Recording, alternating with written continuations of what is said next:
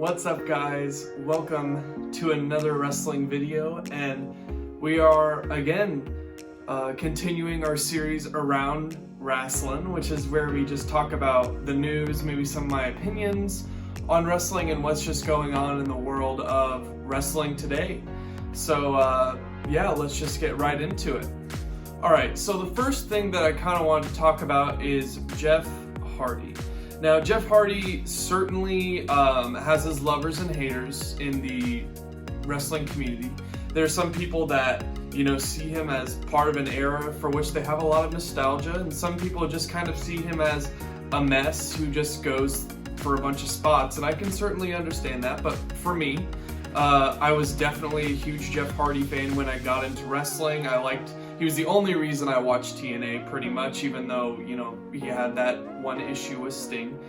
But I feel like today in WWE, I feel like he's kind of a wasted talent right now. I feel like he could be a huge draw. And there was a video that I watched recently made by Plana Productions. I believe that's how you say it. I will link that video in the comments where he talks about how WWE is wasting Jeff Hardy, and I honestly completely agree with that.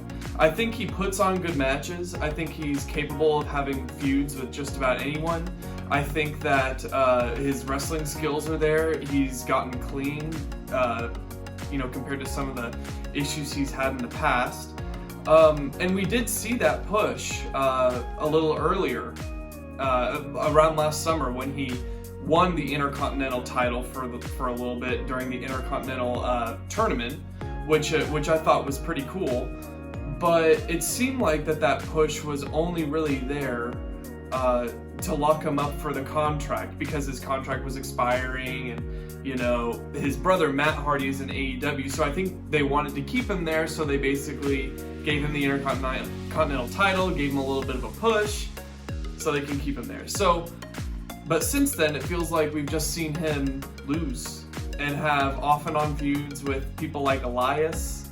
That really hasn't amounted to anything. But it's been announced that Jeff Hardy will be in the Elimination Chamber match against Drew McIntyre and a bunch of other former WWE champions for the WWE Championship.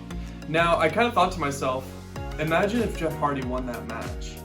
Imagine what kind of storyline that could play. Like, you're talking about a guy who could really be considered an underdog ever since he's come back to WWE. There were people who went crazy for him when he returned back at that WrestleMania all those years ago. I feel like if they could actually give him one last major title push, I think that it would actually be a huge draw, and that people would start tuning in because they remember Jeff Hardy from when they were kids, and they remember watching him and seeing him do these crazy stunts, and they'd be like, hey, I kind of want to see that again. I heard that he's WWE champion again. Why don't we check it out? And I think it would be a golden opportunity, but I doubt it'll happen. But that's who I'll be rooting for in this Elimination Chamber match. All right, the next thing that we want to talk about is kind of more of a sad story, and it's about Alexa Bliss, who is my current favorite female wrestler in WWE. But it seems on Twitter that there's been this stalker who's been continuing to tweet at her and say really weird things like her. It started off as he was just sending some texts saying that, I'm your husband, your husband's been cheating on you, stuff like that. Obviously, none of that is true, and I don't want to put his Twitter handle or anything like that in this video, so I'll just talk about it because I don't want to give him any more publicity. But not only that, he's created new accounts because Alexa Bliss has blocked a lot of his older accounts, but his most recent account is probably the scariest because it's talked about how he's going to go to Orlando, to her house, and possibly, do harm to her or Ryan Cabrera, who is Alexa Bliss's fiance. So one reason why we think this might, actually have some substance is because Alexa Bliss did not appear on the Monday Night Raw last night. And last night meaning the February 8th edition of Monday Night Raw. She was not there. But I wonder if WWE is trying to take this really seriously after what happened to Sonya Deville as she entered her residence one day and actually found someone there who had planned to kidnap her later. So thankfully that didn't happen, and thankfully Sonya is safe. But hopefully they will be taking this seriously, and I just pray that Alexa and her fiance are going to be okay, and I hope that we can see them on TV soon, because Alexa's angle has been so cool, and I love what she's been doing with the Fiend, and I love what she's been doing by herself. She's pretty much doing the entire Fiend gimmick without Fiend there. So I'm really curious to see where Alexa goes towards WrestleMania, and if she has anything to do with the Randy Orton feud that Fiend inevitably is going to have when he comes back. So prayers up for Alexa Bliss, and we just hope that situation gets resolved soon. So another thing that I kind of want to talk about that I've been kind of curious is, if you watched Royal Rumble, you saw that we got a really, really cool return from Christian, who was Edge's old tag team partner, former World Heavyweight Champion, but he ended up having to quit WWE because of some injury issues that forced him to retire. So, but we saw him come back at the Royal Rumble, and he was in there for quite a long time along with Edge. And it was also rumored recently that he signed a part-time contract. So, not just for that one match. So you have to wonder, when might we see Christian again? Ever since that Royal Rumble, we haven't seen him on any show. He hasn't come out for commentary. He hasn't come out to cut any promos. So I'm really genuinely curious when Christian will actually be doing something. And what came to mind first was, might there be a post-WrestleMania Edge and Christian feud?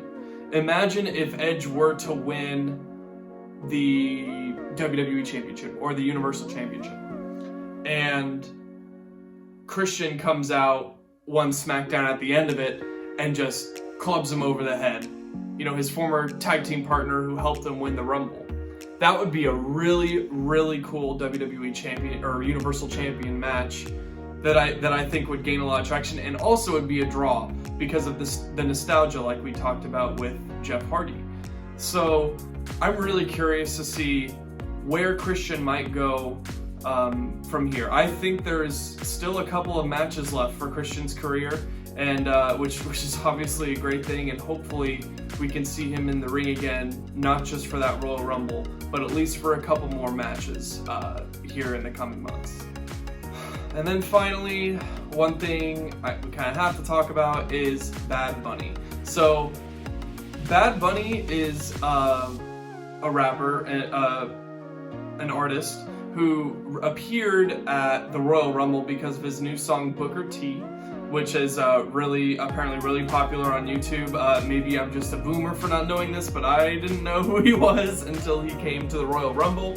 But apparently the fans really like him, and apparently he's selling the most merch it's either the most merch or he's at least selling really well on WWE Shop. Because if you go to WWE Shop and you search Bad Bunny, you'll see that much of his merch is sold out. And I have not seen sold out merch for a while. So maybe it could be a work? I mean, I don't know. But it seems as though, as it was rumored by Dave Meltzer, that we might be seeing Bad Bunny all the way up till WrestleMania. And, I don't think he's I don't think he's as bad as Snooki or anything, but I'm generally pretty weary of celebrity performances at WrestleMania, such as Snooki. They seem to just be gimmick matches that make talent that exists within WWE look worse. For example, if he were, because I've heard what the deal is there might be a continuing feud with The Miz and John Morrison, which we've seen tons of here in the past couple months. But what I'm really worried about is if Damian Priest, who he's supposed to be teaming up with in that match, and Bad Bunny end up beating Miz and Morrison. Man, imagine looking at your WWE career and thinking you were a former WWE champion in The Miz, and you lost to Bad Bunny at WrestleMania. Might not be the best look. But obviously we'll see where that leads. Apparently a lot of people are tuning in to see Bad Bunny on Monday Night Raw. I mean, hey, if it gets viewers, you can't really knock him for it. So yeah, we'll see where Bad Bunny goes from here and see if him and Damian Priest can start building themselves up. Alright, and that's all I had for today. Kind of a shorter video, but I just wanted to come and talk to you guys a little bit about, you know, things I've been thinking about wrestling, some of the news that's been going on in the wrestling world right now.